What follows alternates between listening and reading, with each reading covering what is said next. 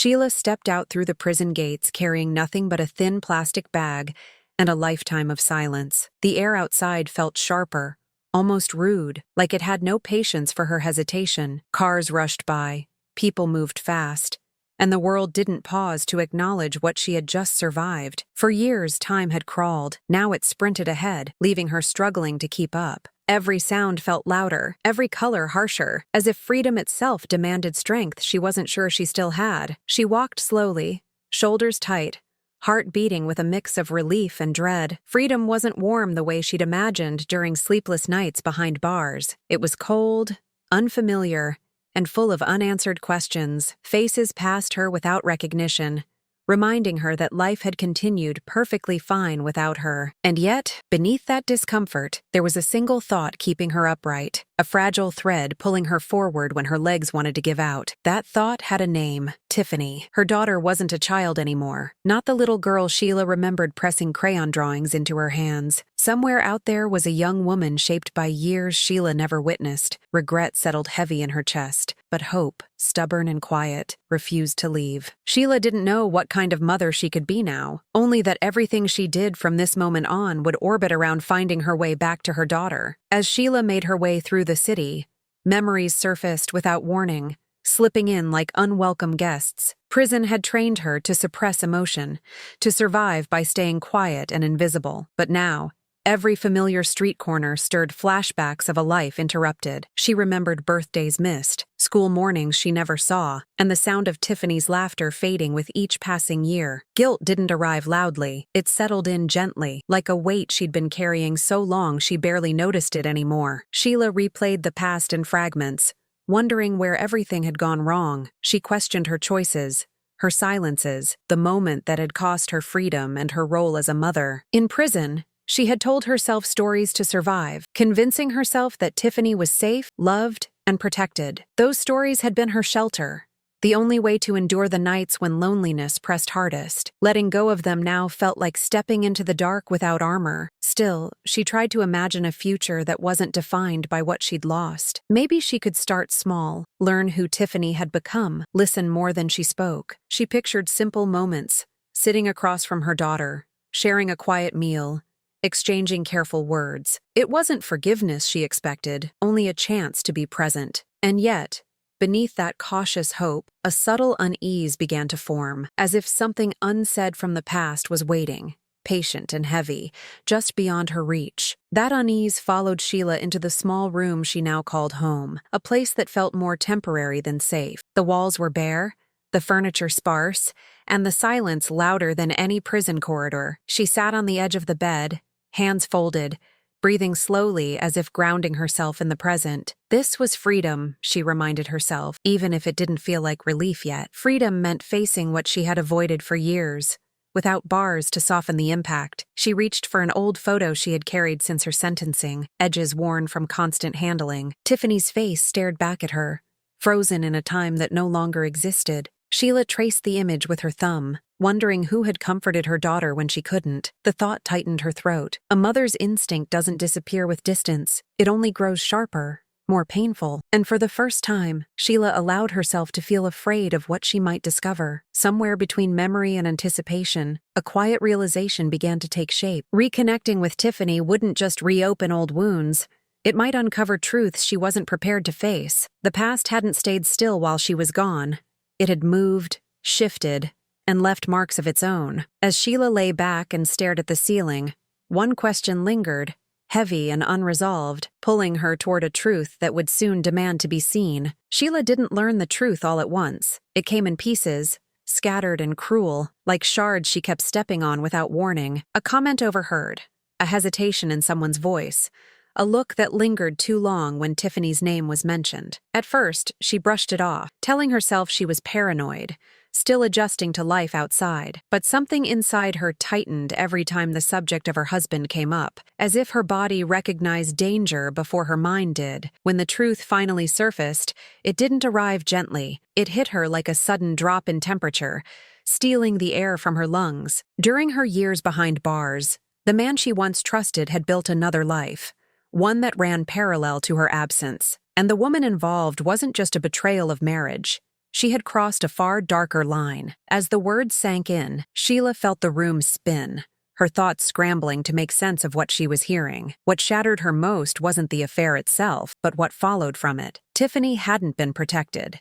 She hadn't been shielded or believed. Sheila felt rage surge up, hot and immediate, followed closely by a deeper, more corrosive pain. While she counted days in a cell, her daughter had been living with scars no mother should ever imagine. And in that moment, Sheila understood that her fight was no longer about the past, but about a truth that demanded reckoning. Guilt wrapped itself around Sheila's chest, tightening with every breath. It wasn't rational, but it was relentless. She replayed the years she'd spent convincing herself that distance meant safety, that Tiffany was being cared for while she endured her sentence. That belief collapsed now, leaving behind a hollow ache that words couldn't reach. She felt as though her absence had written a permission slip for harm, even though her mind knew she hadn't chosen this outcome. When she finally looked at Tiffany with this new knowledge in her eyes, everything felt different. The silences made sense. The guarded posture, the way her daughter avoided certain topics, the tension that flickered across her face at the mention of home. Sheila noticed the small things now,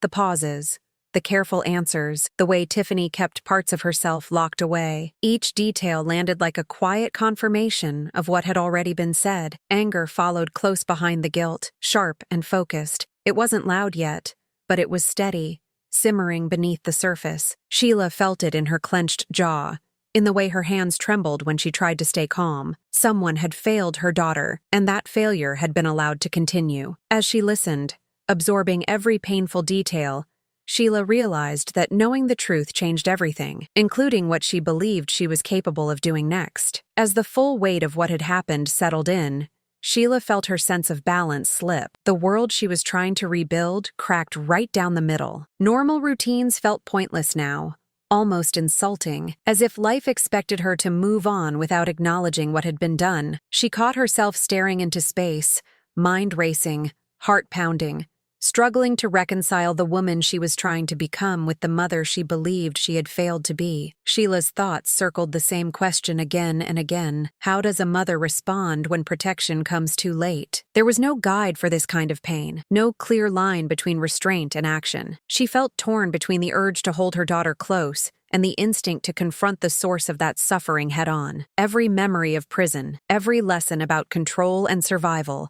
resurfaced with unsettling clarity, and somewhere in that storm of emotion, a dangerous certainty began to form. The truth didn't just demand understanding, it demanded response. Sheila sensed that standing still was no longer an option, and that whatever came next would test the limits of who she was and who she could still choose to be. The moment had arrived where knowledge turned into momentum, and the path ahead, though unclear, was already pulling her forward. All right, moving forward with Chapter 3.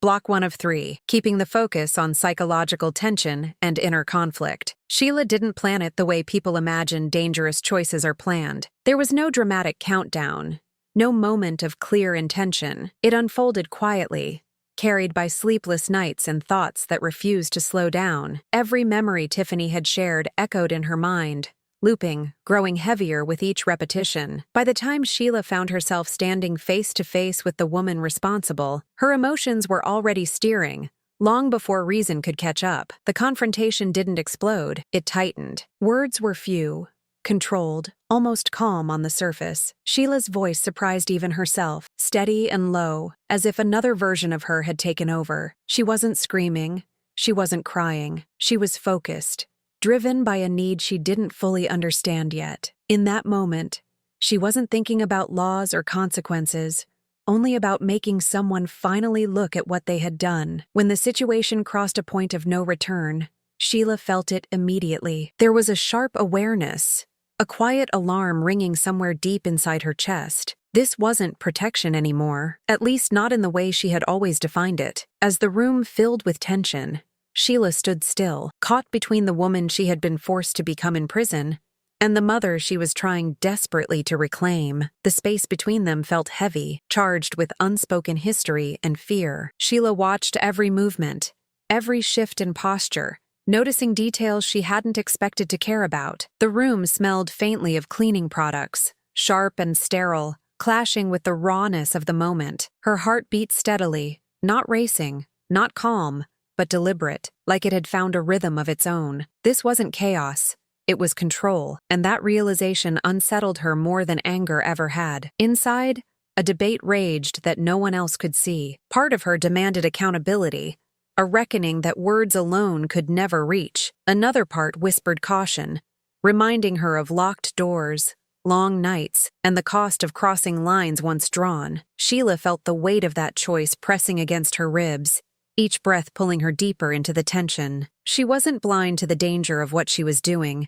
She was simply no longer sure danger was enough to stop her. As time passed, something shifted. The intensity didn't fade, but it changed shape. Sheila noticed her thoughts slowing, becoming sharper, more reflective. She wasn't seeking satisfaction, and she wasn't seeking cruelty. She wanted acknowledgement, an unmistakable confrontation with truth. Yet, even as that desire held firm, a quiet question surfaced, persistent and unsettling, asking whether this path would truly bring relief or simply carve a deeper wound that could never fully heal. As the hours stretched on, Sheila became painfully aware of herself, not just what she was doing, but who she was becoming in the process. The calm she maintained felt unfamiliar, almost borrowed from another life, another version of survival she thought she had left behind. Prison had taught her how to endure, how to detach when emotions threatened to overwhelm her. Now those same instincts were resurfacing, blurring the line between strength and something far more dangerous. She caught her reflection in a darkened surface and barely recognized the woman staring back. This wasn't the frightened mother who had stepped out of prison clinging to hope. This was someone hardened by loss, driven by a need to impose meaning on suffering. For a brief moment, doubt crept in. Quiet but persistent. She wondered what Tiffany would think if she knew the full truth of this choice.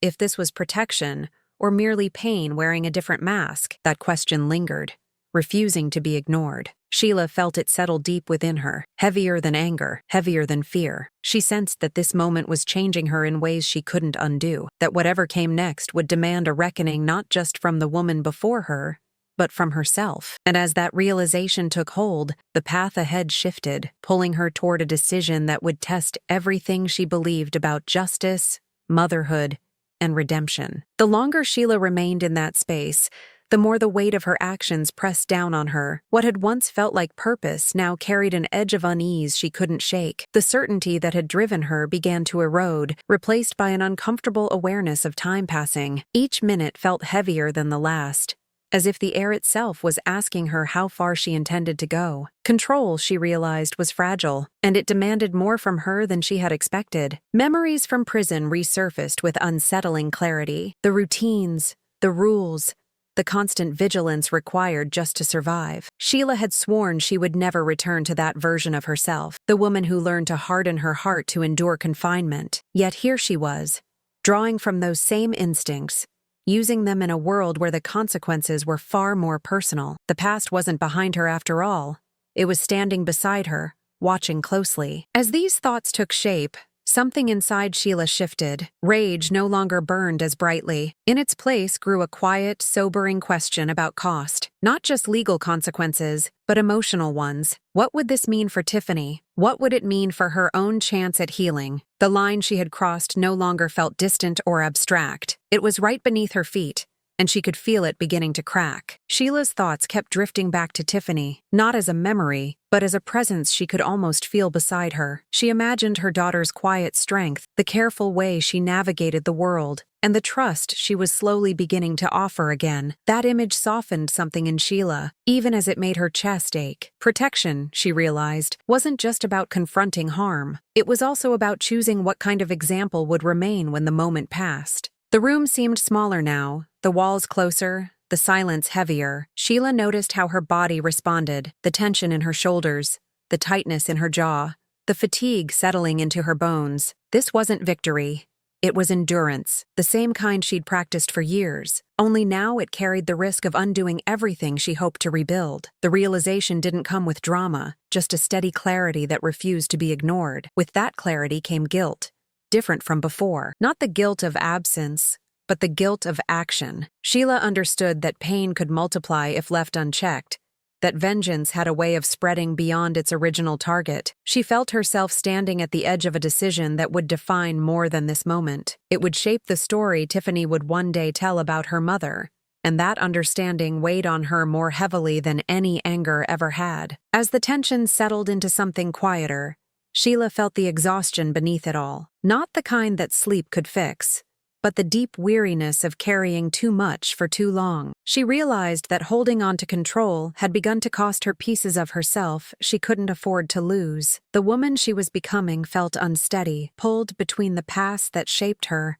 and the future she desperately wanted to protect. For the first time since learning the truth, she allowed herself to acknowledge that anger alone could not lead her forward. Her thoughts drifted to moments of ordinary life she wanted back. Simple things, like making coffee in the morning, listening to Tiffany talk about her day, sharing silence without fear. Those images felt fragile, easily broken by one wrong decision. Sheila understood then that healing was not loud or dramatic. It required restraint, humility, and a willingness to step away from the edge even when standing there felt justified. That understanding didn't erase what had been done, but it changed how Sheila carried it. She sensed that a turning point was approaching, one that would demand courage of a different kind. Letting go, she realized, might be harder than holding on. And as that truth settled in, the path ahead began to narrow toward a final choice, one that would decide whether this story ended in repetition or release. The decision didn't arrive as a sudden revelation. It formed slowly, shaped by exhaustion,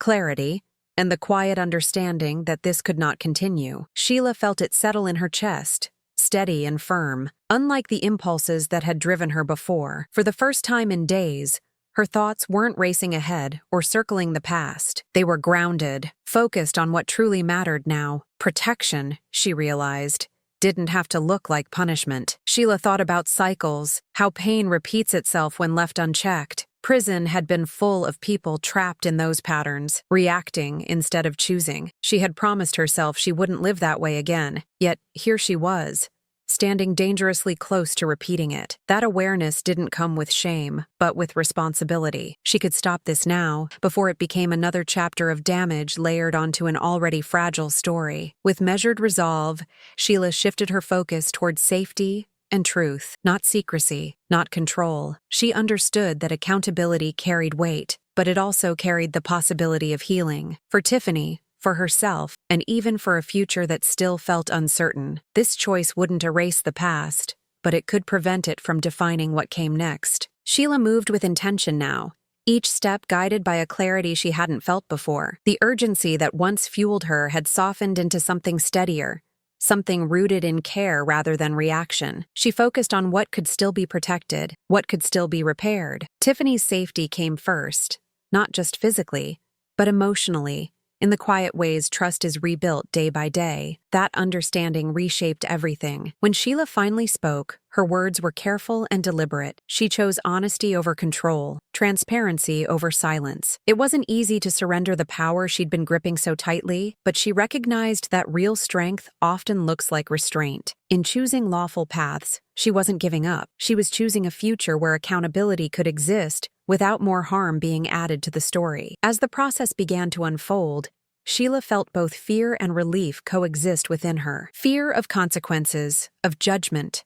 of reopening wounds. Relief that the weight she'd been carrying alone no longer rested solely on her shoulders. This wasn't an ending yet. It was a shift, a movement away from isolation and toward something that, while uncertain, allowed space for truth to breathe. In the days that followed, Sheila learned what it meant to sit with consequences instead of running from them. It wasn't easy, and it wasn't clean. There were moments of doubt, moments when fear crept back in, whispering that she had done too much or not enough. Yet each time she looked at Tiffany, she saw something fragile but real beginning to take shape. Trust doesn't return all at once. It arrives quietly, through consistency, presence, and patience. Their conversations were cautious at first, filled with pauses and careful listening. Sheila didn't rush them. She understood now that healing couldn't be forced any more than justice could be rewritten. Sometimes it was as simple as sitting together in silence, sharing a cup of tea, letting ordinary moments do the work that anger never could. Those small gestures carried more weight than any confrontation ever had. Sheila knew her story wouldn't be defined by a single choice, but by what she did after it. Breaking the cycle didn't mean pretending the past hadn't happened. It meant refusing to let it dictate the future, and as she stood at the edge of what came next,